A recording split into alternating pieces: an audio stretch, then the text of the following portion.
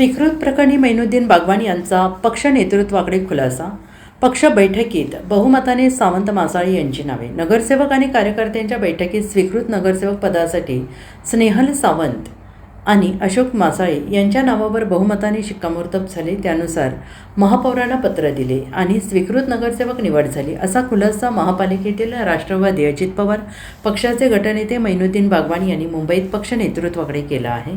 यावेळी गटनेते मैनुद्दीन बागवान, नगरसेवक अभिजित भोसले, आझम काझी, अशोक मासाळे, रज्जाक नाईक, शिवाजी दुर्वे, जुबेर चौधरी, ऋषिकेश पाटील, अमित शिंदे आणि कार्यकर्ते उपस्थित होते. प्रदेश राष्ट्रवादीकडून स्वीकृत नगरसेवक पदासाठी स्नेहल सावंत आणि दिगंबर जाधव यांची नावे कळवण्यात आली होती. मात्र बागवान यांनी महापौरांकडे स्नेहल सावंत, अशोक मासाळे यांची नावे पाठवली. त्यानंतर सावंत आणि मासाळे यांची स्वीकृत नगरसेवकपदी निवड झाली. या प्रकरणी शहर जिल्हाध्यक्ष प्राध्यापक पद्माकर जगदाळे यांनी पक्ष नेतृत्वाकडे तक्रार केली.